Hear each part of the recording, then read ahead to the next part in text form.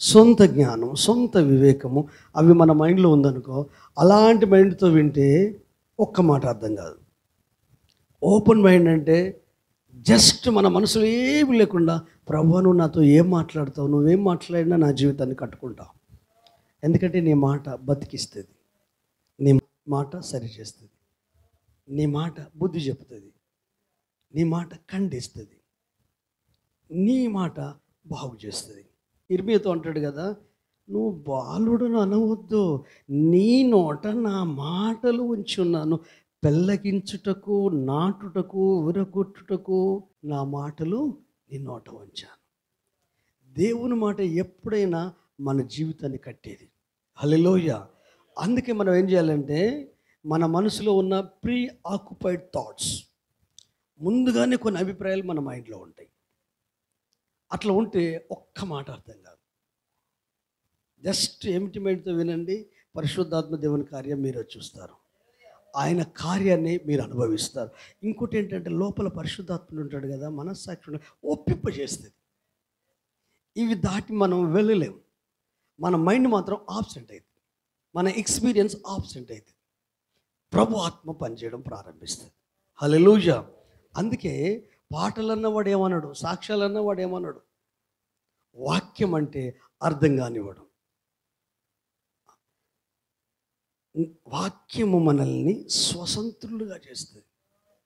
వాక్కు సాతాను ఉచ్చులో వలలో పడకుండా మనల్ని కాపాడుతుంది. వానికి తెలుసు, వాక్యం అర్థమైతే వాడు భయపడతాడు నీకు. లేఖనాలు అర్థమైతే, దేవుని ఆలోచన అర్థమైతే సైతాను భయపడతాడు. మన జోలికి రాడు, మీ కుటుంబంలో జోలికి రాడు. అంటే అర్థమైతే అంటే అర్థమైతేనే కాదు, అర్థమైన దాని ప్రకారం జీవించాలి సుమా. బైబిల్ జ్ఞానం అంతా మెదడులో ఉంటే దేవుడు మార్చాడు.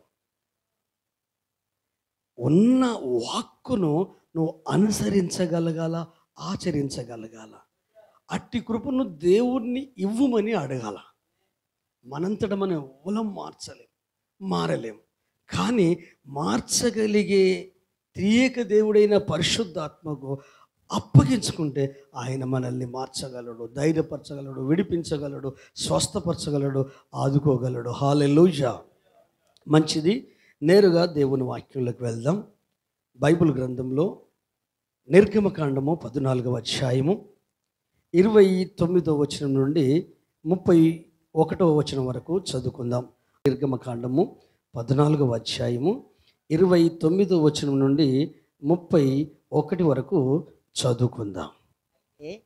ఇజ్రాయేలు ఆరిన నేలను సముద్రం మధ్యలో ఉన్నప్పుడు ఆ నీళ్లు వారి కుడి ఎడమల ప్రక్కన గోడ వలె నుండెను. ఆ దినమున యెహోవా ఐగుప్తుల చేతిలో నుండి ఇజ్రాయేలును రక్షించెను. ఇజ్రాయేలు చచ్చిన ఐగుప్తీయులను సముద్ర తీరమున చూసిరి. యెహోవా ఐగుప్తీయులకు చేసిన గొప్ప కార్యమును ఇజ్రాయేలు చూసిరి గనుక ఆ ప్రజలు యెహోవాకు భయపడి యెహోవా యందును ఆయన సేవకుడైన మోషే యందును నమ్మకముంచిరి. ఆమేన్. హల్లెలూయా, హల్లెలూయా.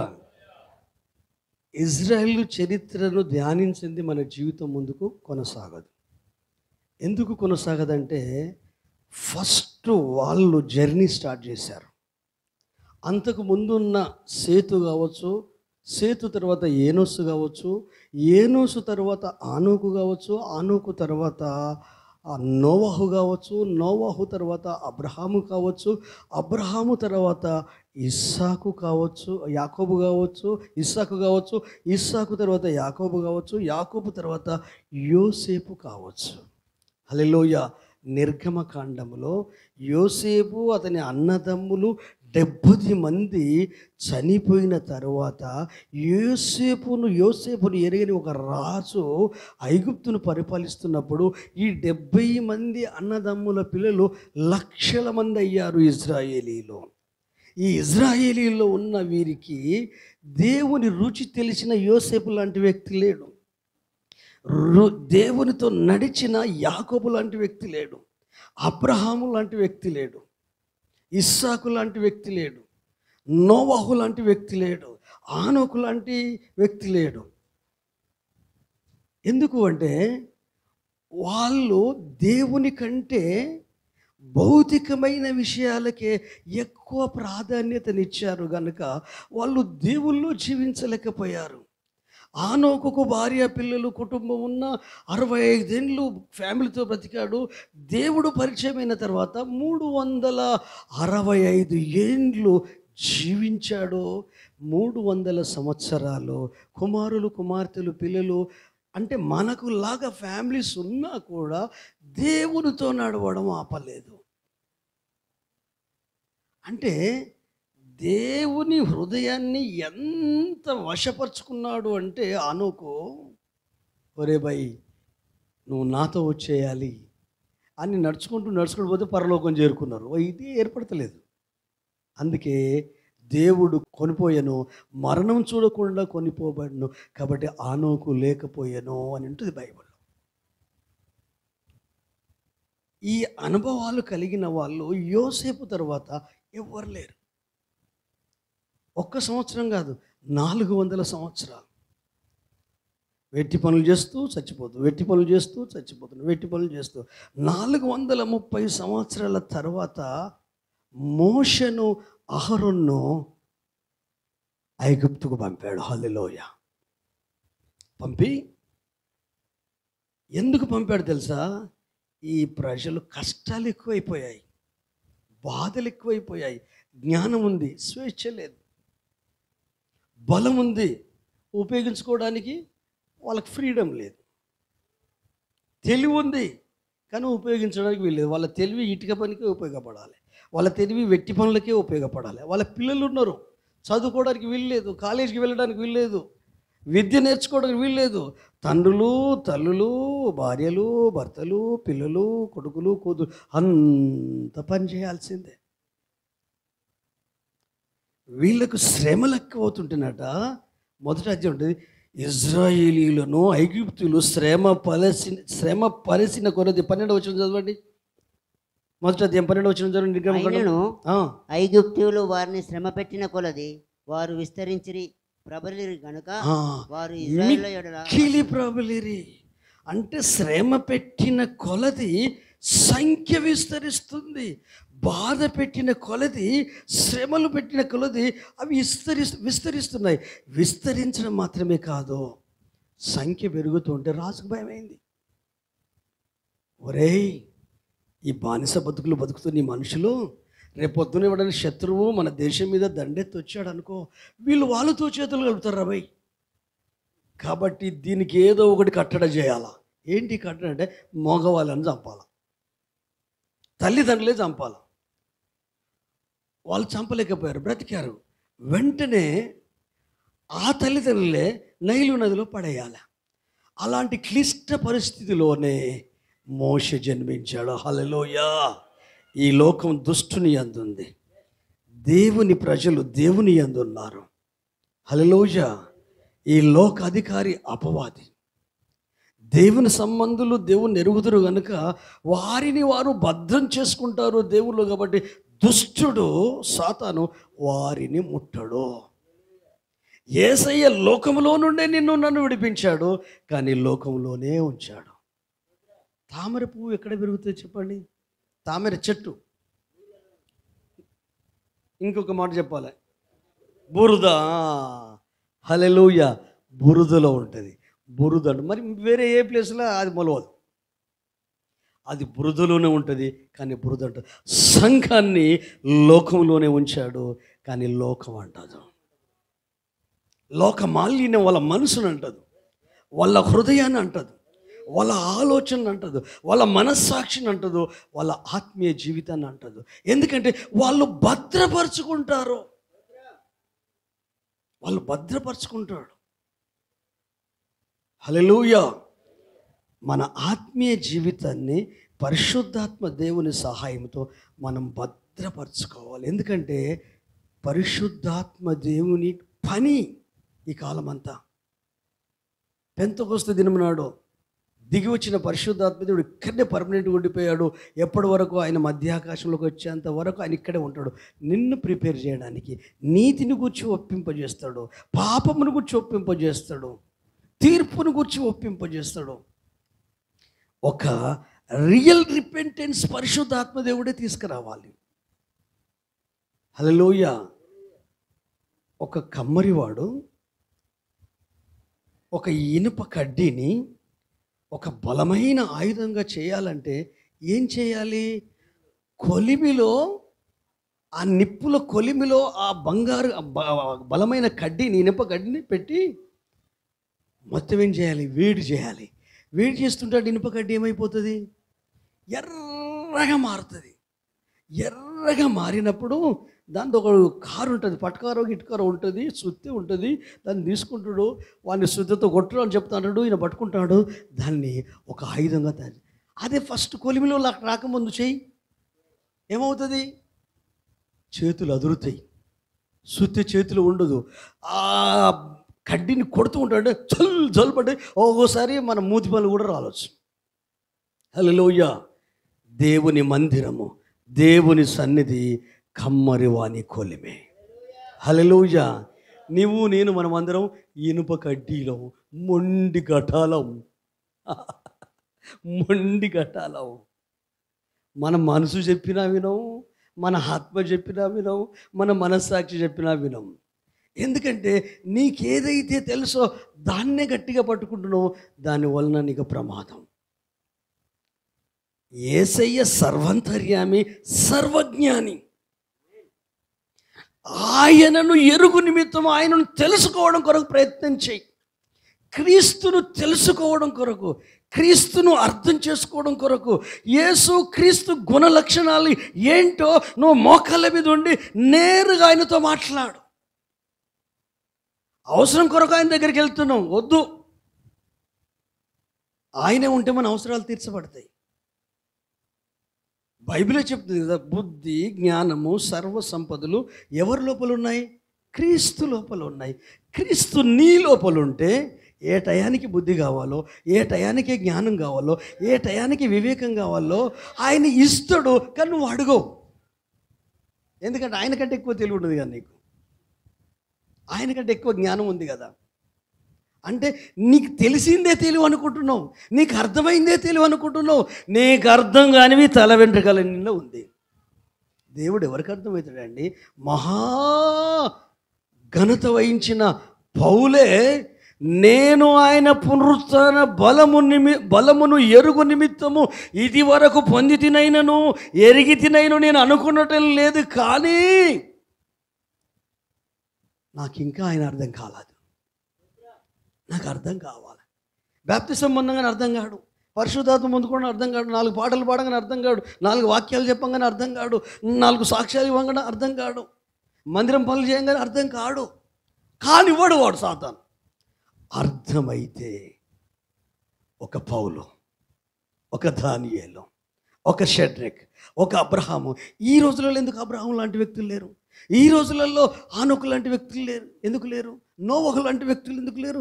అంటే వాళ్ళు లేకపోవచ్చు, ఆ పేరు లేకపోవచ్చు, ఆ గుణాలన్నీ బైబిల్లో ఉన్నాయి కదా, వాళ్ళు జీవించిన గుణాలన్నీ బైబిల్లో ఉన్నాయి కదా. కొరింథీ సంఘానికి పరిశుద్ధుడైన పౌలు చెప్తాడు కదా, చదవాల్సిన అవసరం లేదు, 10వ అధ్యాయం మొదటి నుంచి కొన్ని వచనాలు ఉంటాయి. నా ప్రియ సహోదరులారా, ఈ సంగతి మీకు తెలియకుండుట నాకు ఇష్టము లేదు. మన పితరులు మేఘం కింద నడిచిరి. హల్లెలూయా.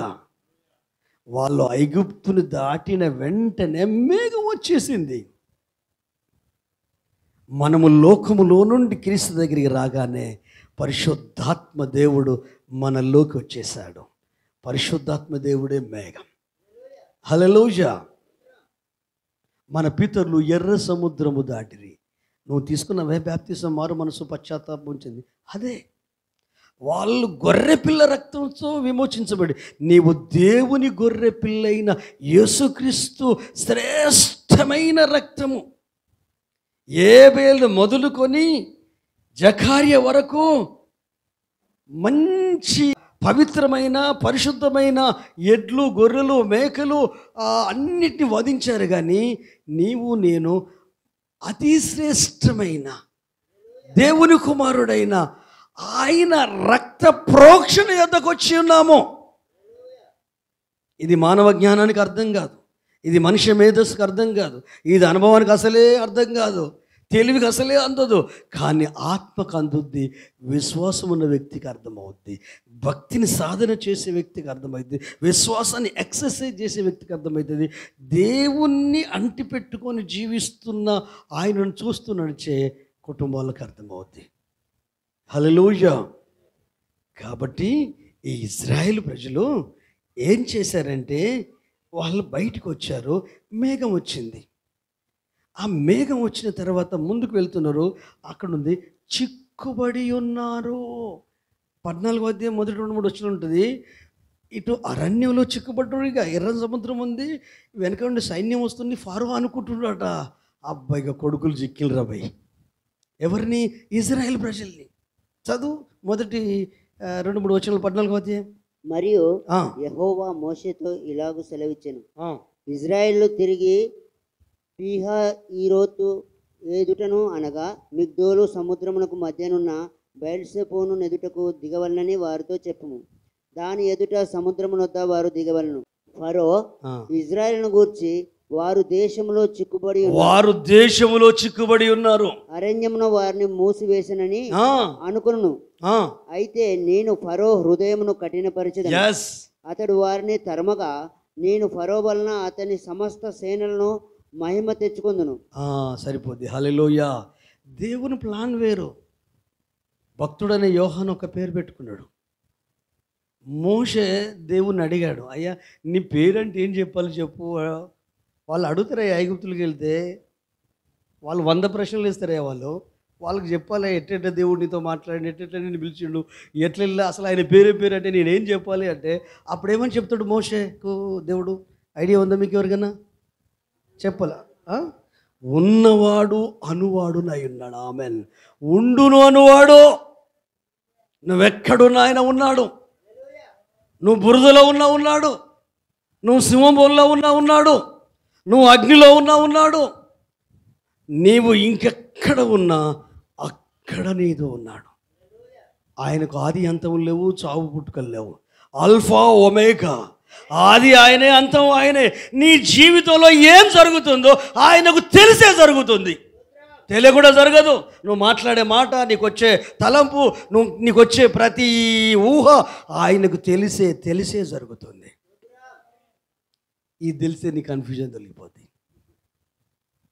నువ్వు అర్థమైపోతావు, ఎక్కడ మిస్టేక్ ఉంది, ఎక్కడ దొర్లుతుంది, ఏంది అని తెలిసిపోయి నీ లైఫ్ సక్రమైన మార్గంలో ఎదగడానికి నీకు నీవే దోహదం చేసుకోగలుగుతావు.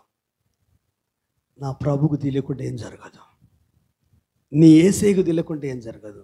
అది ఏదైనా పర్వాలేదు. చిక్కుబడి ఉన్నాడని ఫరో అనుకుంటాడు. అరణ్యం మూసివేసింది, వాళ్ళకి తోవా దారి తెలియదు.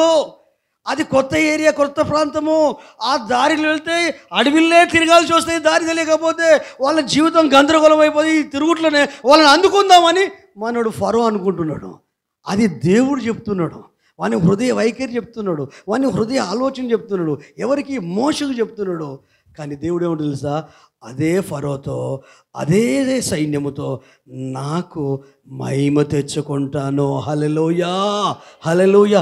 ఏ కష్టమైతే నిన్ను బాధ పెడుతుందో అదే కష్టం ద్వారా దేవునికి మహిమ రాబోతుంది. ఏ ఇబ్బందులైతే నువ్వు నలిగిపోతున్నావో ఆ నలిగిన ఇబ్బందుల వలన కలిగిన పరిశుద్ధాత్మ దేవుని కార్యాన్ని బట్టి ఆయనకు మహిమ రాబోతుంది. ఎందుకంటే ఆ చిక్కుబడిలో నిన్ను చిక్కనివ్వడు. అరణ్యం మూసివేయబడి గందరగోళంగా అటు ఇటు తిరుగులాడుతుంటే ఆడనివ్వడు నిన్ను. ఎందుకంటే సురక్షితమైన ఆయన రెక్కల నీడ కిందికి పిలుస్తాడు. హల్లెలూయా, హల్లెలూయా. మనుషుల దగ్గరికి కాదండి, సేవకుల దగ్గరికి కాదండి, సంఘస్థుల దగ్గరికి కాదండి, సజీవుడైన దేవుని రెక్కల కిందికి. హల్లెలూయా. ఇది కొడుకునే ప్లేస్. ఇది అందరం కలిసి కొడుకునే ప్లేస్. మన భాషలో చెప్పాలంటే ఇది ఒక ఆలయము, మందిరం. కానీ నిజమైన ఆలయము నీవే, నిజమైన సజీవమైన మందిరము నీవే. అప్పుడెప్పుడో పాతకాలం పడలేదు, నీ మందిరమై నేనుండగా నా యందుండి నడిపించవా, నీవు కోరేది దేవాలయం నా హృదయమేగా. అంటే ఏంటి? పాట పాడితే లాభం. పాట కరెక్టు, కానీ దాన్ని నువ్వు నమ్ముతున్నావా విశ్వాసంతో? నీవు మందిరం అన్నప్పుడు, నీ దేహమైన ఆలయమైనప్పుడు, ఆయన ఆత్మ నీలో ఉన్నప్పుడు నీ చూపు, నీ వినికిడి, నీ చేష్టలు, నీ పనులు, నీ ఊహలు, నీ హృదయము ఆ పరమ తండ్రికి ఇష్టంగా ఉండాలి. హల్లెలూయా. నాకు నచ్చకపోని, నాకు నచ్చాల్సిన అవసరం లేదు. నీకు నచ్చకపోని, నీకు నచ్చాల్సిన అవసరం లేదు. నీ కొరకు ప్రాణం పెట్టి తిరిగి లేసాడే, ఆయనకు నచ్చితే నీ వెనుక లోకం నడుస్తుంది, నీ కుటుంబం నడుస్తుంది. మనుషులకు నచ్చొద్దండి. మనుషులకు నచ్చుడు అంటే కథమైపోవడం, అంటే చాప్టర్ క్లోజ్ అవుతుంది. అక్కడ దేవుడు పనిచేయడు, అక్కడి నుంచి మనమే పనిచేస్తాం. అందుకే బైబిల్ చెప్తుంది, మనుషులు పొగిడితే నీకు శ్రమ. మనుషులలో ఘనంగా ఎంచబడింది దేవుని దృష్టికి ఘనహీనమైనది. మనుషుల దృష్టికి ఏదైతే విలువ లేదో అది దేవుని దృష్టికి ఘనమైంది. హల్లెలూయా. ఇజ్రాయెల్ ప్రజలకు నేర్పిస్తున్నాడు దేవుడు, విలువైన పాఠాన్ని నేర్పిస్తున్నాడు. వాళ్ళు ప్రయాణం ప్రారంభించారు, జర్నీ స్టార్ట్ అయింది. అది మామూలు జర్నీ కాదు. వాళ్ళ తాత ముత్తాతలకు అనుభవం లేదు, వాళ్ళ తండ్రులకు కూడా అనుభవం లేదు. వీళ్ళ కాలంలో, వీళ్ళ సమయంలో మోషే అహరోనాడికి రావడము, ఫరో సైన్యాన్ని అంతా గలిబిలి చేయడము, ఉగ్రతలు తీసుకురావడము, తెగుళ్ళు తీసుకురావడము, ఒక మిరాకిల్, వండర్ఫుల్ మిరాకిల్ జరిగాయి. వాళ్ళు కూడా అవి చేశారు. కానీ వీళ్ళంతగా దేవునికి మహిమ రాలేదు. ఆ తర్వాత మొదటి సంతానం చనిపోయింది, అందరిళ్ళల్లో సావులు ఉన్నాయి. వీళ్ళు మధ్యరాత్రి పూట పస్కా బలిపశును వధించారు. సంహార దూత వాళ్ళను దాటిపోయాడు. హల్లెలూయా. మరణ దూత మన గృహాలను దాటిపోయింది, మన ఇంటిని దాటిపోయింది. నరకములో మనకు చోటు లేదు, పరలోకములో చోటు ఉంది. ఎందుకంటే క్రీస్తు రక్తము చేత నిత్య జీవాన్ని పొందుకున్నావు. విశ్వసించి క్రీస్తుని అంగీకరించి బ్యాప్తిజం చేసుకొని ఆయనను ధరించుకున్నావు. గలతీ గ్రంథకర్త చెప్తాడు పౌలు గారు 26-27 3వ అధ్యాయము, క్రీస్తునందు మీరందరూ విశ్వాసము వలన దేవుని కుమారులై ఉన్నారు. 27వ వచనము, క్రీస్తు యేసులోనికి బ్యాప్తిజం పొందిన మీరందరూ క్రీస్తును ధరించుకొని ఉన్నారు. హల్లెలూయా. మనం ఎట్లాగైతే వస్త్రాలు ధరించుకున్నామో మన ఆత్మ క్రీస్తును ధరించుకుంది, ఆయన స్వభావాన్ని ధరించుకుంది, ఆయన మనసును ధరించుకుంది. ఈ శరీరం పనిచేయొద్దు. హల్లెలూయా. అందుకే బైబిల్ ఉంది, ఎదుటి వాహని ఎడల దీన మనసు అనే వస్త్రము ధరించుకొనుడి. విరిగి నలిగిన హృదయం గల వారిని యేసయ్య ఎన్నడూ అలక్ష్యం చేయడం. వినేకమే ఆయనకు కావాలి, తగ్గింపే ఆయనకు కావాలి, విధేయతే ఆయనకు కావాలి. హల్లెలూయా. ఆ విధంగా ఈ ప్రజలు సంతోషంతో, ఆనందంతో ప్రయాణమయ్యారు. ప్రయాణం బాగానే ఉంది. రక్షణ జీవితంలో కూడా ప్రయాణం బాగానే ఉంటుంది.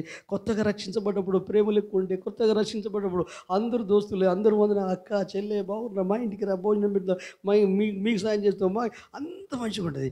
కొంచెం కొంచెం కొంచెం కొంచెం పెరుగుతున్నప్పుడు కష్టాలు వస్తాయి. మనకు అర్థం రాని రీతిలో కష్టాలు వస్తాయి. ఏ కష్టమైనా, ఏ బాధ అయినా నీ విశ్వాసాన్ని, దేవునితో నీకున్న బంధాన్ని వీక్ చేస్తుందంటే అక్కడ ఆగిపోవాలి మనం. హల్లెలూయా. ఆగిపోవాలి. ఇది నా ప్రభుకు నాకున్న బంధాన్ని వీక్ చేస్తుందా? ఇది నా ప్రభులో ఉన్న నా విశ్వాసాన్ని చల్లారుస్తుందా? నా సమర్పణ, డెడికేషన్ను ఈ పరిస్థితులు చప్పున చల్లారుస్తున్నాయా? అయితే రాంగ్ నోషన్. హల్లెలూయా. సింహాల బోన్లకు బాధతో దిగాలుగా పోయిండా దానియేలు, రాజులాగా టీవీగా పోయిండా? ఎందుకు? తెలుసు ఆయనకు కంగారు లేదు. మనకు కంగారు ఉంది, ఆ రాజు కంగారు ఉంది, పక్కలకేం కంగారు లేదు. ఎందుకంటే చంపాలనే ప్లాన్ చేసే. కానీ ఆయన దేవుని యందు విశ్వాసం ఇచ్చి ఉన్నాడు కనుక సింహాల బోన్లను ఎదుర్కొన్నాడు. లోపలికి వెళ్ళిపోయాడు, మహారాజులాగా వెళ్ళిపోయాడు, టీవీగా పోయిండు. ఆ సింహాలే కుక్క పిల్లలాగా మూతి ముడుచుకొని అక్కడ పడుకున్నాయి.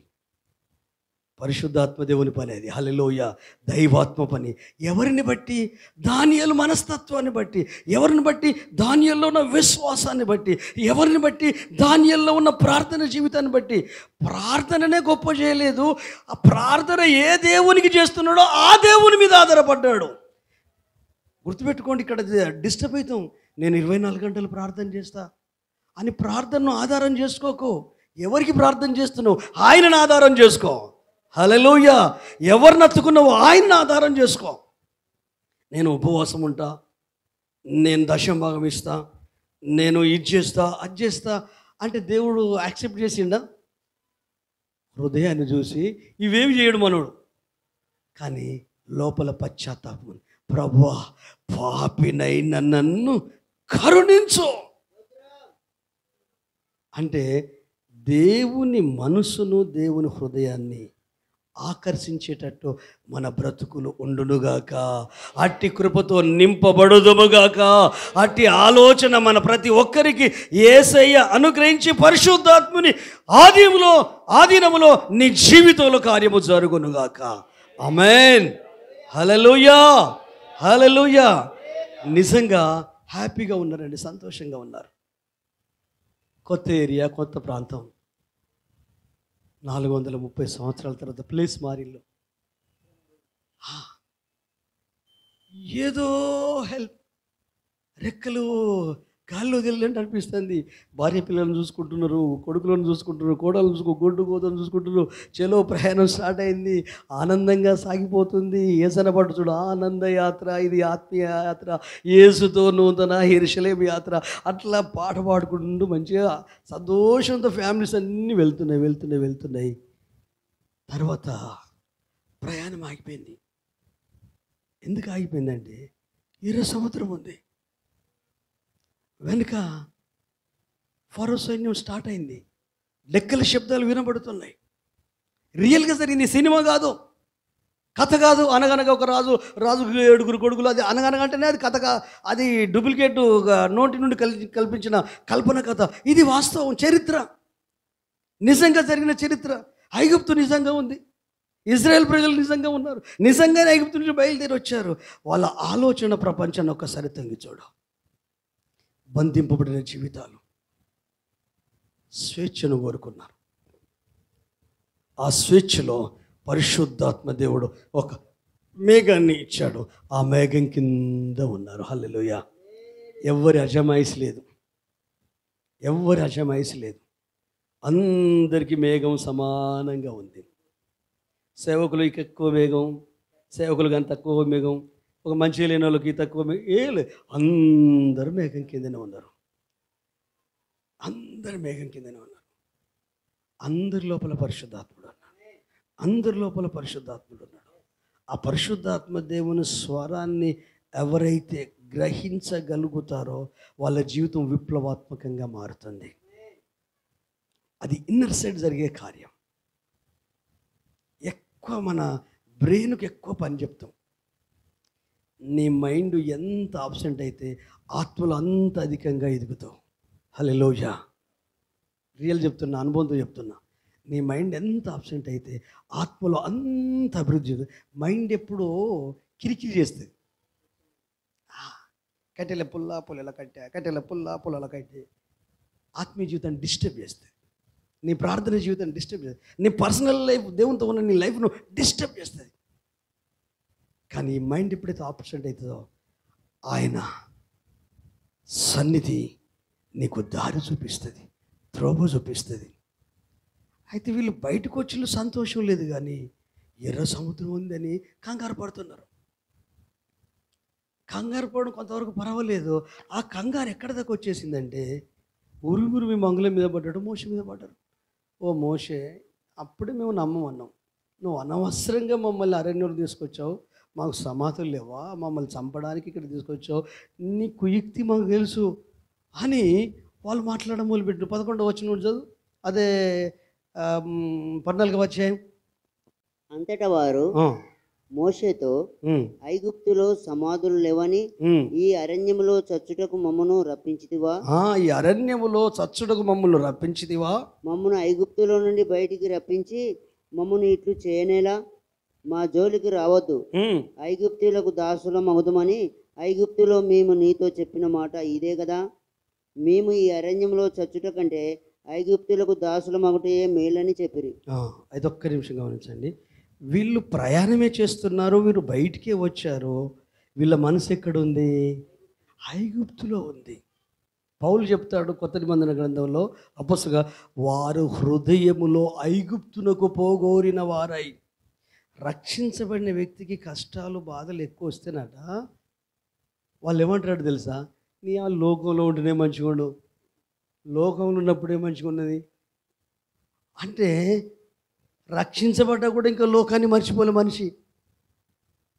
ఆత్మ అనుభవంలో ఉండి దేవుడు బలంగా వాడుకున్నా కూడా ఆ లోకం లోపల ఎక్కడో మూలకు దాగి ఉంది. ఆ లోకం బయటకు వచ్చేసింది. ఇప్పుడు లోకం మాట్లాడుతుంది, ఆత్మీయత మాట్లాడతలేదు. మాట్లాడడం మాత్రమే కాకుండా అవిశ్వాసంలోకి వచ్చేసారు. కానీ మోషే ఏం చేస్తున్నాడో దాని కంటిన్యూషన్ చదువు. అందుకు మోషే, భయపడకుడి యెహోవా మీకు నేడు కలుగజేయు రక్షణను ఊరక నిలుచుండి చూడుడి. గట్టిగా చప్పలు కొట్టండి, హల్లెలూయా. చప్పలు కొట్టాలి హల్లెలూయా. నిజమైన దేవుని సేవకుడు భయపెట్టించేవాడు కాదు, హల్లెలూయా, దారి చూపించేవాడు, మార్గం సరళం చేస్తాడు. అరే ఏం మనుషులే, ఏం మాట్లాడతారు మీరేమైనా మనుషులేనా? అట్లా ఏం మాట్లాడలేడు. కానీ భయపడకుడి. ఎందుకు కంగారు పడుతున్నారు? భార్యను చూసిండు, ఆడు వాళ్ళని చూసి, పిల్లలు చూసిండు, దాంతో చూసిండు, ఇక భయం కలుగుతుంది. ఇక బయటకు వచ్చాము, వాడు ఎంత ఇబ్బంది పెడతాడో, అక్కడ ఉంటేనే అయిపోవు, అనవసరంగా వాడిని కంట్లో పెడితే కదా, ఇక వాడు మనల్ని ఆగం చేస్తాడు అని ఏవో ఊహలు వాళ్ళ లోపల. కానీ దేవుణ్ణి చూసుకుంటూ వెళ్తున్న మోషే వీటిని పట్టించుకోవట్లేదు. పౌలు చెప్తాడు కదా, విశ్వాసమునకు కర్త దాన్ని కొనసాగించే యేసు వైపు చూచుచు ఓపికతో మనం పరుగెత్తుదాము. మన ఎదుట ఉంచబడిన పరుగు పందెములో ముందుకు కొనసాగాలంటే సులువుగా చిక్కుల పెట్టు పాపాలను విడిచిపెట్టి సిలువను సహించి అవమానాన్ని నిర్లక్ష్యం చేసి ఆ బహుమానం పొందుకోవడం కొరకు అలయక విసుగక పరిగెత్తాలి. అంటే సేవకులకు చెప్తాడా, సంఘానికి చెప్తాడా? సంఘానికి చెప్తాడు.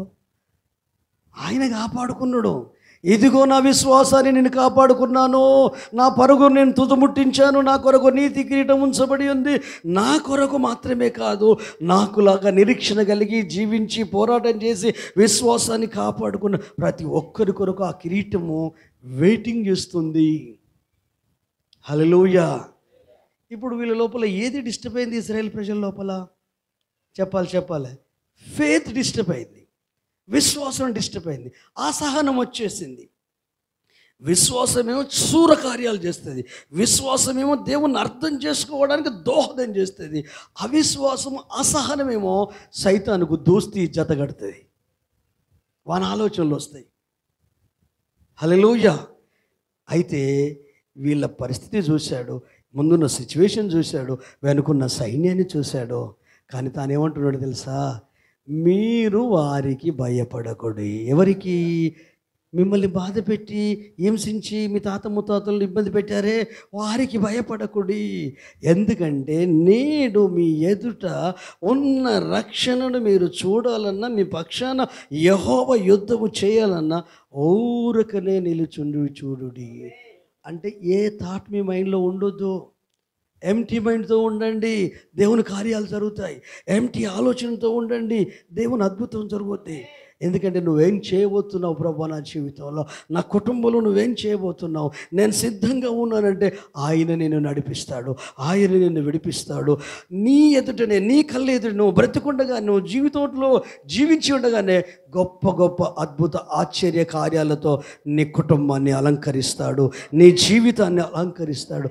అయితే నువ్వు ముందు భయపడడం బంద్ చేయాలి, రోగానికి భయపడడం బంద్ చేయాలి, అప్పులకు భయపడడం బంద్ చేయాలి, నిందలకు భయపడడం బంద్ చేయాలి, గేలికి భయపడడం బంద్ చేయాలి, బురద చల్లుతా అంటారు, భయపడడం బంద్ చేయాలి. నిన్ను గూర్చి నోటికి ఇష్టం వచ్చినట్టు మాట్లాడతారు, భయపడడం బంద్ చేయాలి. ఎందుకు? దేవుని కార్యం జరుగుద్ది. అవన్నిటి నువ్వు తలపోసుకుంటూ ఉంటే నీ శరీరం డీల్ అయిపోద్ది, నీ మనసు కుచించుకపోద్ది, బిగుసుకుపోద్ది, తిక్కి అయిపోద్ది, లేని రోగాలు వస్తాయి, ప్రభు అంటున్నాడు, ఎవని మనసు నీ మీద ఆనుకొనునో వానికి పూర్ణ శాంతినిచ్చి కాపాడుతావు, అతడు నీ యందు విశ్వాసం ఉంచి అన్నాడు. అయితే మన మనసు, మన అనుభవం, మన జ్ఞానము ఎంతసేపు నీకు జరిగిన అన్యాయం చుట్టే తిరుగుతా అంటే, జరిగిన బాధ చుట్టే తిరుగుతాను, వచ్చిన నింద చుట్టే తిరుగుతాను. తిరగని ఇక నువ్వు తిరుగు దాని చుట్టూ, అది తిరుగు నువ్వు తిరుగు. కానీ దేవుడు ఏం చేయలేడు. ఎందుకేం చేయలేడు? దులుపుకోవడం తెలుస్తలేదు. హల్లెలూయా. పౌలుకు తెలుసు, ఒకరోజు సముద్రంలో చనిపోయాడు, బతికిండు. సముద్రంలో ఉన్న వాళ్ళందరూ బ్రతికిల్లో. చలి పెడుతుంది, గడ్డ కట్టే ఎముకలు గడ్డ కట్టే చలి. ఎవరో వాళ్ళు పులులు వేసి అడ్డు పెట్టారు. మనోడు కూడా కొన్ని పులులు ఎరుకొచ్చి అడ్డు పెట్టాడు. అంటు పెట్టేసరిగా ఈ వేడి సెగకు అందులో ఉన్న సర్పం వచ్చి ఈ పౌల్ని పట్టుకుంది. అది భయంకరమైన మృత సర్పం, అది సముద్ర సర్పం. అది ఆ దిబ్బ దగ్గర, రేవు దగ్గర, ఆ ద్వీపం దగ్గర అక్కడున్న మనుషులు కూడా గందరగోళం మనుషులు, విచిత్రమైన ఆచారాలు, విచిత్రమైన పద్ధతులు వాళ్ళవి. కానీ ప్రేమ ఉంది వాళ్ళకు. వాళ్ళందరూ కలిసి పట్టుకునేసరికి వెంటనే వీళ్ళు ఏమన్నారు తెలుసా? అమ్మో, వీడు నరహంతకుడు, సముద్ర దేవత వదిలిపెట్టినా అసలు ఈ మరణదూత ఎందుకు వదిలిపెడితే వీడి పానం అయిపోతుంది వీళ్ళందరూ అనుకుంటారు. వాళ్ళందరూ. కానీ పౌలు చేసిన పని ఏంటి? జస్ట్ జాడించిండు. హల్లెలూయా. నువ్వు జాడించాలి. నీ విశ్వాసాన్ని డిస్టర్బ్ చేసేదాన్ని జాడించాలి. నీ ఆత్మీయ జీవితాన్ని డిస్టర్బ్ చేసి జాడించాలి. దానివల్ల నీ ఆత్మీయ జీవితానికే ప్రమాదం, నీ భక్తి జీవితానికే ప్రమాదం, క్రీస్తుకు నీకున్న బంధం వీక్ అయిపోతుంది. జాడించడం వలన వీళ్ళు ఏమనుకుంటారు? ఎప్పుడు చస్తాడో అని చూస్తారు. చచ్చిపోతాడా? మనం పుట్టినప్పుడే మన డెత్ డేట్ రాసి పెట్టాడు. నువ్వు చాపితే బక్కకొడుకు చాపిస్తే చచ్చిపోద్దా? కాకి చాపిస్తే బక్కకొడు చచ్చిపోద్దా? దానికి మాంసం కావాలట. ఈ గొడ్డు చచ్చిపోను అంటే అవుతుంది? అది కాదు. మీ జీవితాలు యేసయ్యలో చిగురించబడ్డాయి. ఒకప్పుడు మోడిబారిన జీవితాలు, ఒకప్పుడు పనికిరాని జీవితాలు, ఒకప్పుడు కుటుంబానికి, ఫ్యామిలీకి, ఇంటికి, ఊరుకు ఎవరికి పనికిరాని జీవితాలు. కానీ యేసయ్యకు పనికొచ్చే వ్యక్తిగా నిన్ను, నీ కుటుంబాన్ని మార్చుకున్నాడు. హల్లెలూయా. ఆ మొద్దులో నుండి చిగురు పుట్టాల్సిందే. హల్లెలూయా. చిగురించాల్సిందే, ఫలించాల్సిందే. యోసేపులాగా ఫలించడి కొమ్మలాగా మీరు విస్తరించాల్సిందే. దైవిక విషయాల్లో ఇతరులను క్రీస్తులో నిలబెట్టి, రక్షించి, నడిపించి, కుటుంబాన్ని కట్టుకొని, బ్రతుకును కట్టుకొని, ప్రభు నామాన్ని మయంపరచుకోవడమే కాదు, మీ ద్వారా మీకు కలిగిన కష్టాలలో దేవుడు జోక్యం కలిగించుకొని మిమ్మల్ని విడిపించి, స్వస్థపరిచి, దీవించి అద్భుతాలు చేస్తూ ఉంటే అప్పుడు యేసయ్యకు మహిమ రావాలా, యేసయ్యకు ఘనత రావాలా, యేసయ్యకు మహిమ రావాలా. వీళ్ళ ఆలోచనలు చూడు. వీళ్ళకి కానీ శత్రుత్వం ఉందండి. ఈ దీపంలో ఉన్న వాళ్ళకు, ఈ ప్రయాణం చేసిన వాళ్ళకు శత్రుత్వం. మరి ఎందుకంటే సావాలని చూస్తారు వీళ్ళు. చస్తేమో అయిపోయింది మనోడి పని, చాప్టర్ క్లోజ్ అయిపోయింది. ఎందుకైందండి? దేవుడు ఫుల్ స్టాప్ పెట్టాలి నీకు, నీ కుటుంబానికి. హల్లెలూయా. దేవుడు పక్కకు జరిగితే అయిపోతుంది. క్రీస్తు పక్కకు జరిగితే మన లైఫ్ నుండి అయిపోతుంది. నువ్వు నాకు, నీకు నాకు ఏ విలువ ఉండదు. కానీ యేసును బట్టే ఆ విలువ. దాని విషయంలో మనం బిల్డప్లు ఇవ్వద్దు. నేను బిల్డప్ ఇవ్వద్దు, మీరు. యేసును బట్టే ఈ గౌరవం, విలువ, మర్యాద, ప్రేమ ఇదంతా. లేకుంటే ఎక్కడిదండి? ఎందుకండి? ఆయన లేకపోతే ఒట్టి మనుషులే. నువ్వెవరో, నేనెవరో. హల్లెలూయా. కానీ కొద్దిసేపు అయిన తర్వాత వాయలేదు, మనిషి చనిపోలేదు, బ్రతికాడు. అప్పుడు అమ్మో, ఈయన దేవుని దూత, అవధూత, ఈయన ప్రాణం పోలేదు అని. అప్పుడు అయ్యా, ఇక్కడ పెద్ద మనుషులుడు, ఈ ద్వీపానికి పెద్ద, రక్తభేదులు, బ్లడ్ మోషన్స్, గందరగోళమైన పరిస్థితి ఉన్నాయి. ఇక ఇప్పుడు అప్పుడు చచ్చిపోయేటట్టున్నాడు, కొంచెం మీరు రావాలి అంటే ఆడ ప్రార్థన చేస్తుంది, బాగా అయిపోతాడు మనిషి. హల్లెలూయా. అలాగూ మీ ఆత్మీయ జీవితం స్వస్థత పొందుకోవాలి, భౌతిక జీవితం స్వస్థత పొందుకోవాలి. పౌలులాగా మీరు, మీ కుటుంబం ఆయన చేతిలో, ఆయన నామ ఘనత కొరకు వాడబడాలి అంటే అన్నిటినీ అధిగమించాలా, సహించాలా, ఓర్చుకోవాలా. ఆ సమయంలో దేవుని సన్నిధిని అనుభవించగలుగున్నట్లు పరిస్థితులకు భయపడకుండా ఆయన కృపలో ధైర్యంగా ముందు కొనసాగాలి. బైబిల్ అంతా అదే చెప్తుంది 365 సార్లు. భయపడకు, భయపడకు, భయపడకు. ఎందుకు భయపడాలి? ఎందుకు బాధపడాలి? యేసయ్యకు భయపడదాం. మత్తయి సువార్తలో యేసు ప్రభు స్వయంగా చెప్తాడు 10వ అధ్యాయం 28 వచ్చిన, ఆత్మను చంపనేరక మీ దేహమును ఆత్మను నరకములో నశింపజేయగలవానికి మిక్కిలి భయపడుడి. ఇప్పుడు చెప్పండి, ఎవరికి భయపడాలి? యేసయ్యకు భయపడాలి. తర్వాత ఎవరికి భయపడాలి? సేవకునికి భయపడాలి. వాక్యానుసారంగా భయపడాలి, లేఖనానుసారంగా భయపడాలి. అట్లా భయపడితేనే మీకు ఆశీర్వాదాలు వస్తాయి. హల్లెలూయా. అంటే లేఖన గౌరవపూర్వకమైన భయం, బెదిరించుడు కాదు. నువ్వు నాకు విలువ ఇవ్వాలి, నువ్వు నన్ను గౌరవించాలి, నన్ను ఇంటికి పిలవాలి, నాకు చికెన్ పెట్టాలి, నాకు మటన్ పెట్టాలి, నన్ను ఆ గౌరవం కాదు, దైవజనుడని. హల్లెలూయా. ఎప్పుడైతే ఎర్ర సముద్రాన్ని పాయలు చేయడానికి ముందు దేవుడు మాట్లాడిన మాట అంటే, ఓ మోషే, నువ్వు నాకు ఎలా మొరపెడుచున్నావయ్యా? నీ చేతులు ఏముంది? అయ్యా, కర్ర ఉంది, నువ్వు చాపు సముద్రం మీద, నేను తూర్పు గాలికి ఆజ్ఞాపిస్తా, ఆరిన నేల ఏర్పడుతుంది, అప్పుడు ఈ ఇజ్రాయెల్ సైన్య సమూహాన్ని ఆవలి తీరానికి నడిపించు. గట్టిగా చెప్పకూడదమ్మా? హల్లెలూయా. కంగారు పడలే మోస. ఇదేందయ్యా, కర్ర చాపితే రెండు అవడం ఏంటి? తూర్పు గాలి కొత్తగా మాట్లాడుతున్నావు, నువ్వు కరెక్టే మాట్లాడుతున్నావు యెహోవా దేవా. అరే, నేను ఎప్పుడు కరెక్ట్గానే ఉంటాను, నువ్వు కరెక్ట్ ఉన్నావా? నువ్వు కరెక్ట్ ఉన్నావా? అయ్యా, నాకేం కన్ఫ్యూజన్ లేదు. ఇజ్రాయెల్ ప్రజలకు కన్ఫ్యూజన్ ఉన్నది, వాళ్ళు కంగారు పడుతున్నారు, ఏదేదో మాట్లాడుతున్నారు. నీకు కన్ఫ్యూజన్ లేదు కదా? మరి ఆజ్ఞాపించు, ప్రార్థించే సమయంలో ఆజ్ఞాపించు. కర్ర చాపాడు దేవుడు, తూర్పు గాలికి ఆజ్ఞాపిస్తే 2 పాయలైపోయింది. ఇప్పుడు ఆరిన నేల ఏర్పడి ఫస్ట్ టైం ఇజ్రాయెల్ ప్రజల జీవితంలో ఒక సముద్రం ఆరిన నేలగా, గోడలు లేవు, బ్రిడ్జిలు లేవు, అవి వీటి నిలబడ్డాయి, ఈ వీటి నిలబడ్డాయి. కింది నుండి పైకి చూస్తే అలలు అక్కడికే వచ్చి ఆగుతున్నాయి. ఒక్క డ్రాప్ కూడా ఇల్లు పడతలేవు ఆరిన నేల మీద. గోడలుగా అదృశ్యమైన గోడ ఈ మానవ కంటికి కనిపిస్తలేదు. ఒట్టి నీళ్ళే అక్కడికి వచ్చి ఆగిపోయినాయి. ఎంత పెద్ద అలరాని, అటు నుంచి అటే, ఇటు నుంచి ఇటే, ఈ దారి ఉంది. ఇజ్రాయెల్ ప్రజలు అప్పటి వరకు తిట్టినోళ్ళు, అప్పటి వరకు మోషే అన్నోళ్ళు అందరూ చూస్తున్నారు. ఇప్పుడు మోషే నడవండి అయ్యా అన్నాడు. అయ్యా, నీ మాట నమ్మే ఇక్కడికి వచ్చాం, మా జీవితాలు ఆగమైపోతాయి, మేము నడవం కాక. అరే, దేవుడు అద్భుతం చేశాడు అయ్యా, ఏంది ఈ మొండితనం? అద్భుతం చేశాడు, నడవండి, ఒక అడుగు వేయండి. మీలాంటి వాళ్ళు ఒకరు ధైర్యం, అయ్యా మేము నడుచు కదా, నువ్వు 10 అడుగులు నడు. మరి ఏం చేస్తాడు? నడుస్తాడు. నడిచిండు 10 అడుగులు. ఆయన ధైర్యం వస్తలేదు వాళ్ళకు. ఎదుగుటి చూతాను, ఏం ఆధారం లేదు, గోడలు లేవు, బిడ్చి లేదు, ఇటు చూస్తాను ఏం లేదు, గుండె దడ మొదలైపోయింది. ఎవ్వరో ఫెయిత్. అరే, ఎర్ర సముద్రం ఉన్నప్పుడు అదే భయపడతాం, ఆరిన నేలైనాక అదే భయం. పోదాం ఉంటాం అని మొండి ధైర్యం చేసి ఒక ఇద్దరు ముందుకు వచ్చిండు, వాళ్ళని చూసి ఇంకొక ఇద్దరు ముందుకు వచ్చిండు, వాళ్ళని చూసి ఇంకొక ఇద్దరు, వాళ్ళని ఇక ప్రయాణం స్టార్ట్ అయింది. హల్లెలూయా. నడుస్తున్నారు, గొడ్డు గోదా అని వచ్చేస్తున్నాయి. హల్లెలూయా. మోషే ముందెళ్ళి నాటి నిలబడ్డాడు, వాళ్ళు తిన్నాడు, వీళ్ళందరూ వచ్చిండు. ఒకరికి వాళ్ళకు భయం వచ్చింది. కరెక్టే కానీ మరి వాళ్ళ సంగతి. అరే పిచ్చోడా, ఆయన మేఘం అటు వెళ్ళి చీకటిని కలిగజేసింది, మనకు వెలుగు కలిగింది, మనకు దారి ఉంది. దేవుడు నీకేం చేశాడో గుర్తు చేసుకో. నీకేం జరిగిందో కాదు, దేవుడు ఏమేం చేశాడో గుర్తు చేసుకో. నీకు కష్టాలు ఎక్కువ ఉన్నాయా, మేలు ఎక్కువ ఉన్నాయా?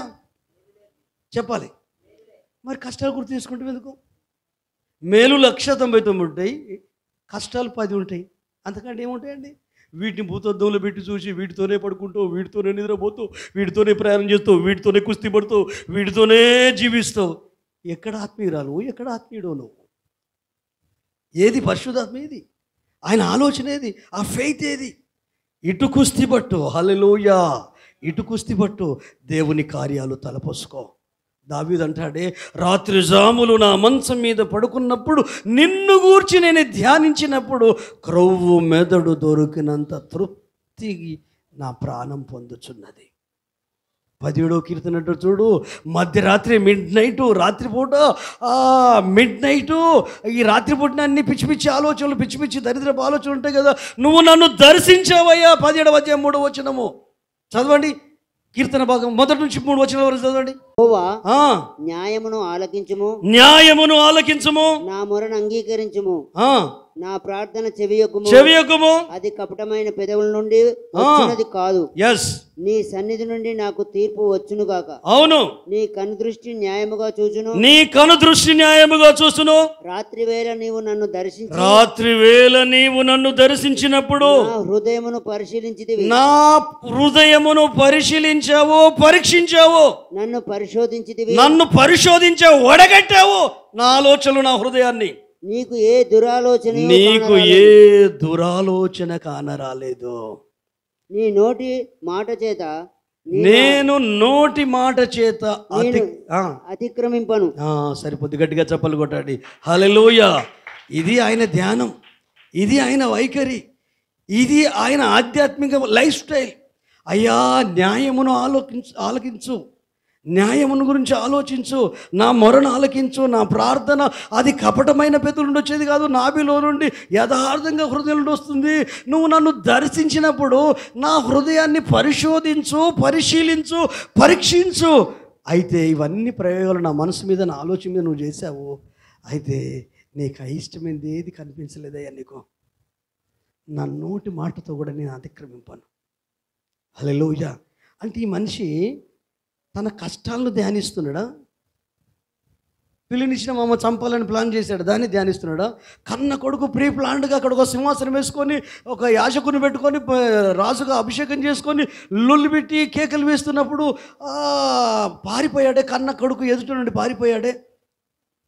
అదా? దావీదు కొరకు సైన్యాన్ని వేసుకొని ఒక మహారాజు గొల్యాతును ఎదిరించడానికి రాలే, కానీ ఈ దావీదును దొరుకుతున్నాడండి.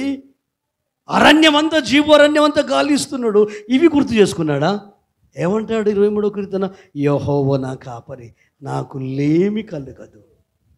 లేమి గురించి మాట్లాడతలేడు, అవమానం గురించి మాట్లాడతలేడు, అన్యాయం గురించి మాట్లాడతలేడు, మోసం గురించి మాట్లాడతలేడు, దేవుని న్యాయం గురించి మాట్లాడుతున్నాడు, దేవుని తీర్పు గురించి మాట్లాడుతున్నాడు. దేవుని సన్నిధాన్ని ఎట్లా బలపరిచింది, ఎట్లా విడిపించింది, ఎట్లా ఆదుకుంది. గొర్రెల దొడ్డిలో ఉన్న నన్ను తీసుకొచ్చి ఇజ్రాయేళ్లకు అధిపతిగా, రాజుగా చేసింది. డబ్బులు పెడితే వచ్చేదా? ఓట్లు ఇస్తే వస్తుందా? ఓట్లు చీల్స్తే వచ్చేదా? గంగి మెయింటైన్ చేస్తే వచ్చేదా? హల్లెలూయా. గ్రూప్ డివిజన్ చేస్తే వచ్చేదా? కాదు కదా. అది దేవుడే వెతికాడు. వాళ్ళ డాడీ కూడా అందలే, 7 కొడుకులు ముందు పెట్టాడు. ఎవరిని చూడు వీడు కాదంటాడు. యాస్ట్ వచ్చింది ప్రవక్తకు సమయల్, అయ్యా నీకు ఎంతమంది అయ్యా కొడుకులు? 8 మంది. మరి 7 ఉన్నారు, ఇంకోటి వాడు అక్కడ గొర్రెల కాపరి, వాడే కావాలి పిలువ అని చెప్పాడు. అని చూస్తుంటేనే దేవుడు లోపల నుంచి మాట్లాడుతాడు, అతడే నేను కోరుకునే మనుషుడు. హల్లెలూయా. అలాగూ నిన్ను, నీ కుటుంబాన్ని దేవుడు కోరుకున్నాడు. ఆయన ఆలోచనలు వేరు, నీ ఎడల, నీ జీవితం ఎడల ఆయన ఉద్దేశాలు వేరు, ఆయన ప్లాన్లు వేరు. వారికి సైతానికి తెలుసు, అన్నీ తెలియదు, కొన్ని తెలుసు. కాబట్టి వాడు నిన్ను డిస్టర్బ్ చేస్తాడు. దానివల్ల ఏమైపోతుంది? నీ ఆధ్యాత్మిక జీవితం బర్బాద్ అవుతుంది. దేవుని మహిమ ప్రణాళిక నెరవేర్చబడదు. అప్పుడు సాతాన్ రాజ్యం ఇంకా సంబరపడుతుంది. వాని రాజ్యం, వాని నరకం ఖాళీ కావాలి, పరలోకమే నిండాలి. మరి అందుకు జ్ఞానం కావాలి కదా. జ్ఞానం పరిశుద్ధాత్మ దేవుడు ఇస్తాడు కదా, విధేయత ఉంటేనే ఇస్తాడు కదా, తగ్గింపు ఉంటేనే ఇస్తాడు కదా. ఆయన సన్నిధిలో విరిగి నలిగిపోతేనే ఆ కార్యాలు మన జీవితంలో జరుగుతాయి కదా. ఆలోచించండి. ఈరోజు పరిశుద్ధాత్మ దేవుడు జ్ఞాపకం చేసేది ఏంటంటే, వీళ్ళు దాటారు, తెల్లవారింది, వాళ్ళు ప్రయత్నం చేశారు. మేమెందుకు దాటలేము, ఇజ్రాయేల్ ప్రజలు దాటారు. అరే నాయన, మనం వేరు, ఈ లోకం వేరు. హల్లెలూయా. రక్షించబడిన విశ్వాసులు వేరు, లోకం వేరు. క్రీస్తు రక్తం చేత కడగబడిన వాళ్ళు వేరు, లోకం వేరు. లోకంతో నీకు పోటీ కాదు, యేసుతోనే పోటీ. సంఘంతో కాదు, సేవకులతో కాదు, క్రీస్తుతో పోటీ. ఆయన మనస్తత్వంతో పోటీ, ఆయన స్వభావంతో పోటీ, ఆయన గుణగణాలతో పోటీ. ఆ పోటీలో ఆయన వలె ఆయనకులాగా మారుదుముగాక. హల్లెలూయా. ఇప్పుడు మనుషులకు పోటీ, రాజ్యానికి రాజ్యం పోటీ, దేశానికి దేశం పోటీ. ఇప్పుడంతా చెత్త ప్రపంచం అయిపోయిందండి. ఈ మధ్యకాలంలో హైకోర్టులో ఒక బిల్లు పాస్ చేసిళ్ళు, ఎవరికైనా తెలుసా మీకు? ఈ మధ్యకాలంలో ఏం బిల్లు? అక్రమ సంతానం ఉందనుకో, భార్యకో భర్తకో, భర్త ఉండంగా ఇంకొకరు, భార్య ఉండంగా ఇంకొకరు అనుకో, లీగల్ చేసిందట. లీగల్ అట. అంటే దానికి ఏం నిర్బంధం లేదు, సంబంధాన్ని కొనసాగించవచ్చట. అంటే ఎలాంటి దౌర్భాగ్యపు ప్రపంచంలో, దుర్దినాల్లో మనం ఉన్నాం. దేవుని రాకడ అతి సమీపంగా ఉంది. అందుకే మనల్ని మనం ఆయనకు అప్పగించుకొని ఈ పాడు ప్రపంచం మీదకి వచ్చే ఉగ్రత తప్పించుకోవడం కొరకు అన్నిటినీ చెత్త కుప్పలో పెట్టి అప్పుడే పుట్టిన శిశువులాగా నిత్య నూతనంగా ప్రభు ఆత్మకు అప్పగించుకొని కేవలం యేసు ముఖమే చూస్తూ ఆయన కొరకు జీవిద్దామా? మన బ్రతుకులను కట్టుకుందామా? మన జీవితాలు కట్టుకుందామా? వాళ్ళు ప్లాన్ చేశారండి దాటుదామని. మనము దాటగలుగుతాం లోకాన్ని. ఎందుకు? మనకు పరిశుద్ధాత్ముడు ఉన్నాడు. ఎందుకు? మన హృదయం మీద క్రీస్తు రక్త మరక ఉంది. ఎందుకు? ఆయన మనకు శిరస్సై ఉన్నాడు, మనం ఆయనకు శరీరమై ఉన్నాము. ఎందుకు? ఆయన మనలోనూ మనతోనూ మన మీదను మన వెనుకను ఆవరించి ఉన్నాడు. ఆయన మనల్ని నడిపిస్తాడు. సంఘాన్ని స్వరక్తమిచ్చి సంపాదించిన తన సంఘాన్ని కాయుటకు పరిశుద్ధాత్మ దేవుడు అధ్యక్షుడు. ఆ అధ్యక్షుడైన పరిశుద్ధాత్మ దేవుడు ప్రతి గుడిలో ఉన్నాడు, ప్రతి అందరి అంతరంగంలో ఉన్నాడు, ఆత్మలో ఉన్నాడు. ఆయనను అనుభవించాలా, ఆయనతో మాట్లాడాలా, ఆయన గురించి తెలుసుకోవాలా, ఆయన లక్షణాలు తెలుసుకోవాలా. ఆయన మనిషే, వ్యక్తే పరిశుద్ధాత్మ దేవుడు. ఆయన బాధపడతాడు, దుఃఖపడతాడు, సంతోషిస్తాడు, ఏడుస్తాడు. నీకున్న ఫీలింగ్స్ అన్నీ పరిశుద్ధాత్మ దేవునికి ఉన్నాయి. నీలో ఉన్నప్పుడు ఆయన ముడుచుకొని ఉంటున్నాడా, ఏడుస్తున్నాడా, అది నీకే తెలిసి ఉండాలి. నువ్వు గ్రహించాలి. పరిశుద్ధాత్మ దేవునికి ఏది నచ్చదో నీకు అది నచ్చదు. పరిశుద్ధాత్మ దేవునికి ఏది ఇష్టం ఉండదో అది నీకు ఇష్టం ఉండొద్దు. పరిశుద్ధాత్మ దేవునికి ఏది ఇష్టమో అదే నీ ఇష్టంగా మారాలి. అయితే క్రీస్తుని గురించి ఈ ప్రపంచంలో ఎవ్వరు చెప్పలేరు, క్రీస్తే చెప్పాడు. పరిశుద్ధాత్ముడికే నా గురించి మొత్తం తెలుసు, టోటల్. నువ్వు మీ ఆయనతో ఉండండి, ఆయన మీకు అన్ని విషయాలు నా గురించి మీకు తెలియజేస్తాడు. మీకు తెలిసింది కొంచెం ఈసం, పావులెత్తు, బేడెత్తు, కానీ పరిశుద్ధాత్మ దేవుడు అన్నీ మీకు నేర్పిస్తాడు అని యేసు ప్రభు స్వయంగా భూమి మీద ఉన్నప్పుడు చెప్పాడు. నేను వెళ్ళిపోవుట మీకు ప్రయోజనకరము, నేను వెళ్ళని ఎడల త్రిత్వంలో మూడో వ్యక్తి అయిన ఆదరణకర్త అయిన పరిశుద్ధాత్మ దేవుడు రాడు. ఆయన వస్తాడు, సర్వసత్యంలోకి నడిపిస్తాడు, నా వాటిలోని తీసుకొని మీకు నేర్పించి నన్ను మహింపరుస్తాడు, కనుక మీరు కూడా నన్ను మహింపరుస్తారు అని చెప్పి ప్రజలను, శిష్యులను ఏం చేశాడు? ఆయత్తపరిచాడు. ఆ తర్వాత ఏం జరిగింది తెలుసా? మేము దాటగలుగుతామని దాటారు. దాటితే దేవుడు ఏం చేశాడు? ఓ మోషే, ఇప్పుడు అదే కర్ర జాపు, సముద్రం మీద జాపి పాయలు చేసావు కదా, ఇప్పుడు వీళ్ళంతా నడి సముద్రంలో నువ్వు కర్ర జాపు, రెండు ఆ గోడల్లాగున్నాయన్నీ మళ్ళీ ఒకటైపోయి సముద్రంలాగా మారునుగా కానీ చెప్పమంటే చెప్పాడు. చెప్తే మొత్తం ఏమైపోయింది? జల సమాధి అయిపోయింది. అప్పుడు ఐగుప్తులో ఉన్న జనం భయపడ్డారు. ఇశ్రాయేలు ప్రజలకు ధైర్యం వచ్చింది, యేసయ్యకు మహిమ వచ్చింది. హల్లెలూయా. ఇప్పుడు 29వ వచనంలో ఏమని ఉంటుంది? 29-30 వచనంలో, అయితే ఇశ్రాయేలు ఆరిన నేలను సముద్రం మధ్యన ఉన్నప్పుడు ఆ నీళ్లు వారి కుడి ఎడమల ప్రక్కన గోడ వలె నుండెను. ఆ దినమున యెహోవా ఐగుప్తుల చేతి నుండి ఇశ్రాయేలును రక్షించెను. ఇశ్రాయేలు చచ్చిన ఐగుప్తులను ఇశ్రాయేలీయులు చచ్చిన ఐగుప్తీయులను సముద్ర తీరమున చూసిరి. యెహోవా ఐగుప్తీయులకు చేసిన గొప్ప కార్యములను ఇశ్రాయేలీయులు చూసిరి గనుక ఆ ప్రజలకు యెహోవాకు భయపడి యెహోవా యందును ఆయన సేవకుడైన మోషే యందును నమ్మకం ఉంచిరి. దేవునికి స్తోత్రం. గట్టిగా చప్పలు కొడదాం, ప్రభువును మహిమపరుస్తాం. అంటే అంతకు ముందు యెహోవా మీద నమ్మకం లేదు, ఆయన పంపిన సేవకుని మీద కూడా నమ్మకం లేదు. ఏమున్నా అంత అంటి అట్టనట్టు, ముట్టినట్టు, తడిసి తడునట్టు, అంత పొడి ఇది.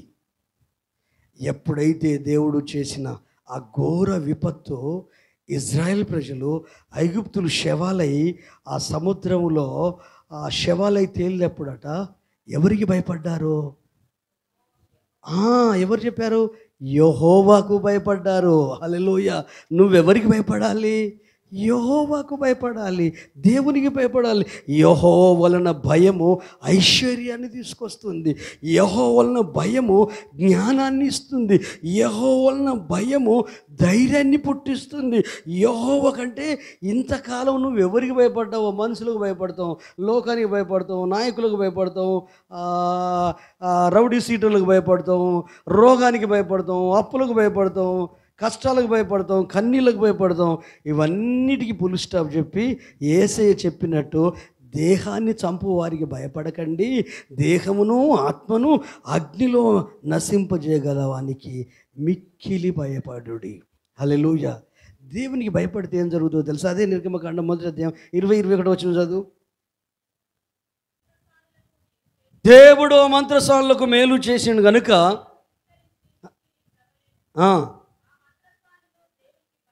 ఆ మంత్రసానులు దేవునికి భయపడినందున ఆయన వారికి వంశాభివృద్ధి కలుగజేసిన. హల్లెలూయా. ఫరోకు భయపడలే, రాజు ఆజ్ఞకు భయపడలా.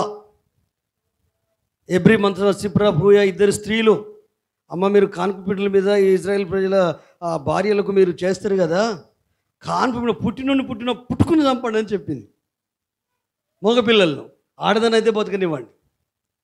అయితే వాళ్ళు ఎవరికి భయపడ్డారు? దేవునికి భయపడ్డాడు.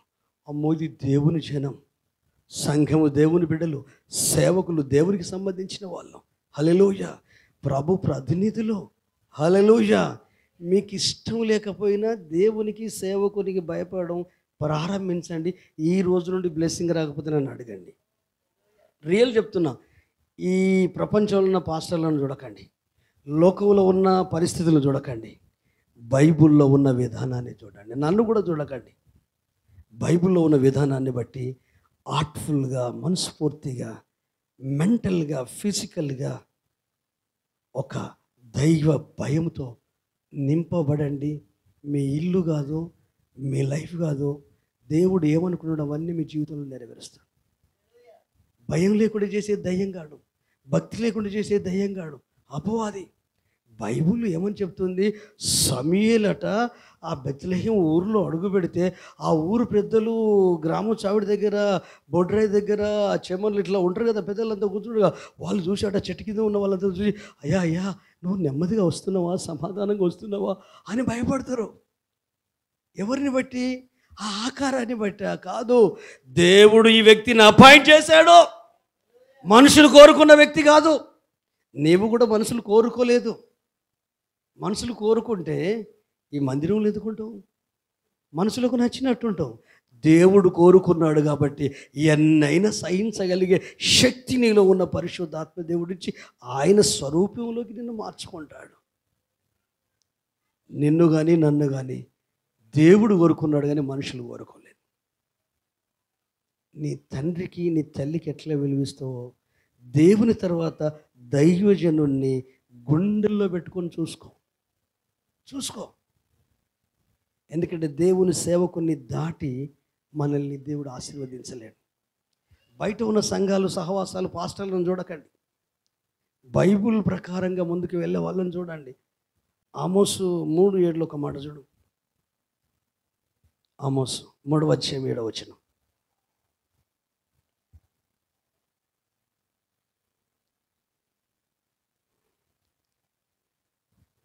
తన సేవకులైన ప్రవక్తలకు తాను సంకల్పించిన దానిని బయలుపరచకుండా ప్రభు అయిన యెహోవా ఏమీ చేయడు. ఆమేన్.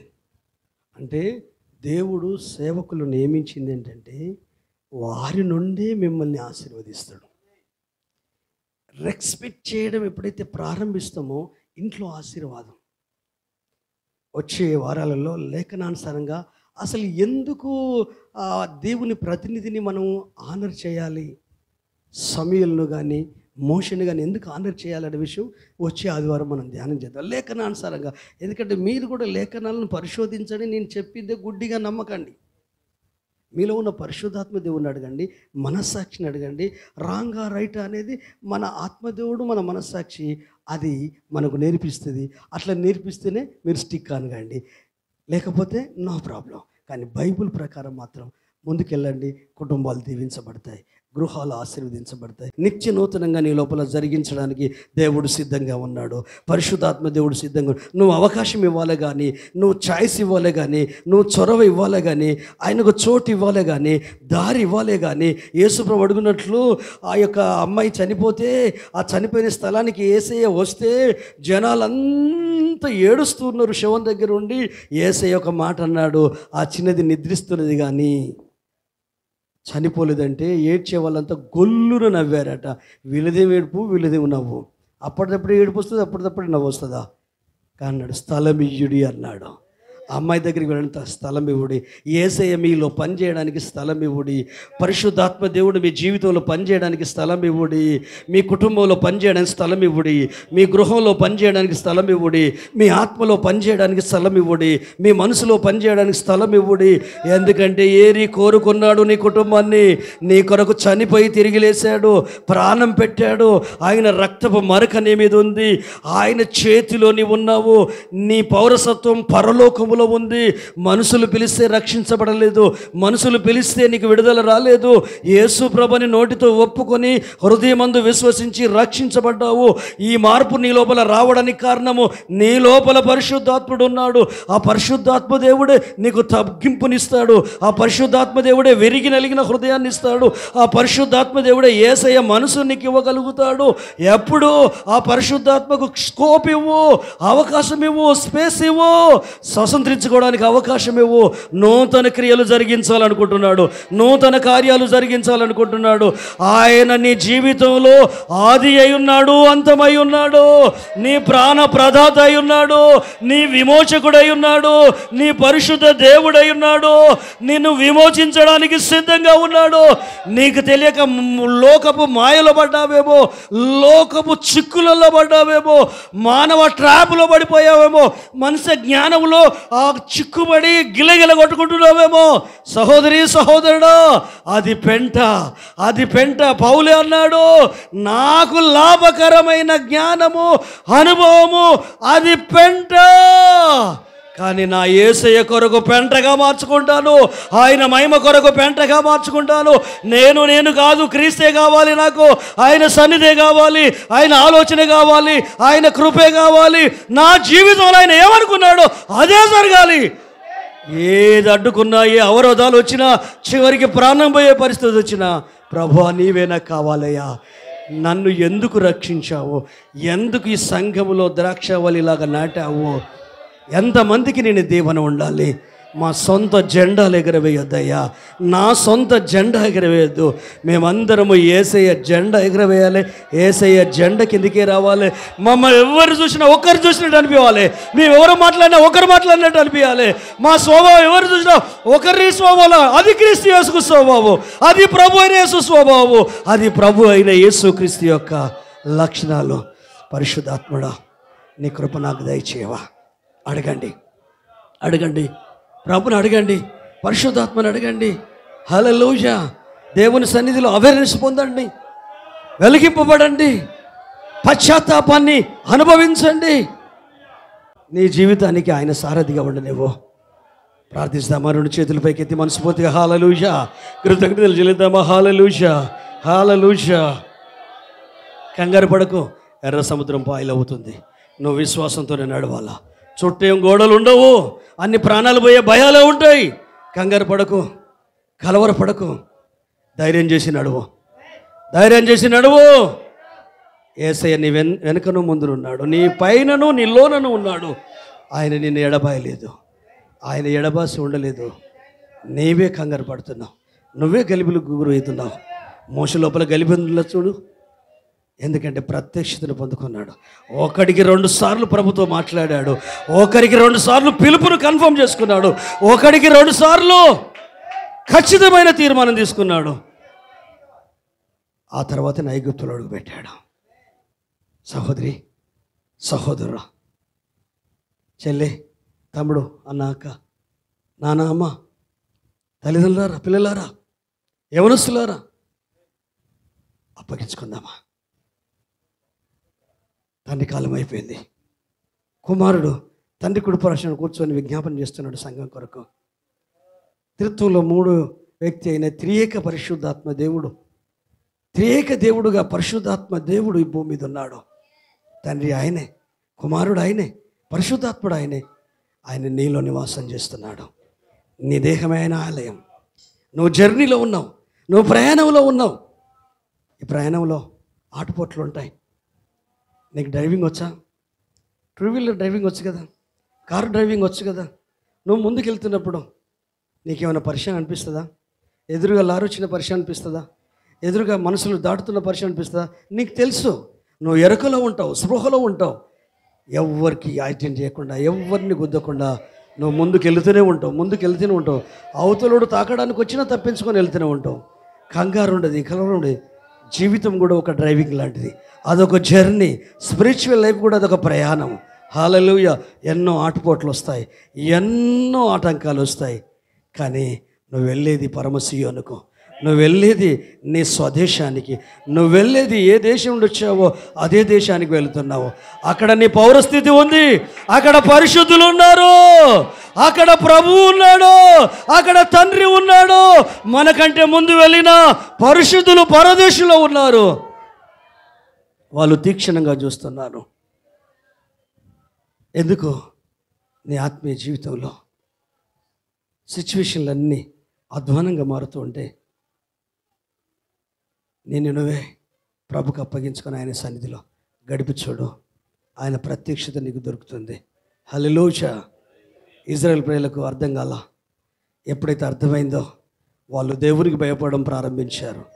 అంత మాత్రమే ఒక మంచి తీర్మానం తీసుకున్నారు. యెహోవా యందును ఆయన సేవకుడైన మోషే యందును నమ్మకం ఉంచారు. ఆ నమ్మకములో ఎన్ని దాటారో. ప్రయాణం ముందుకే వెళ్ళింది కానీ ఆగిపోలేదు, వెనక్కి వెళ్ళిపోలేదు. ముందుకే వెళ్ళింది. నీ లైఫ్లో, నీ జీవితంలో దేవుడు కనపడడు, దేవుని సేవకులే కనిపిస్తారు. వారి ఎడల లేఖనానుసారంగా నీ అభిప్రాయాన్ని బట్టే ప్రభు నీతో కదలడం ప్రారంభిస్తాడు, నీలో కార్యం చేయడం ప్రారంభిస్తాడు. ప్రభుకు భయపడే నీవు ఆయనందు మాత్రమే కాదు, ఆయన సేవకుడైన మోసే యందు కూడా విశ్వసించగలగాలి. విశ్వాసం ఉన్న ఏ వ్యక్తి మోషే గురించి అవిశ్వాసం మాటలు మాట్లాడలేడు. విశ్వసించే ఏ వ్యక్తి కూడా దేవుని గుణగణాల గురించి, దేవుని సత్యం గురించి అవిశ్వాసం మాటలు మాట్లాడలేరు. కాబట్టి బీ కేర్ఫుల్. దేవుని గురించి నువ్వే మాట్లాడుతున్నావో, దేవుని సేవకుల గురించి నువ్వే మాట్లాడుతున్నావో అది ప్రమాదం. సోదరుడు, అది ప్రమాదం. నేను అనుభవంతో చెప్తున్నాను. ప్రభుకు సమర్పించుకుందాం. హల్లెలూయా.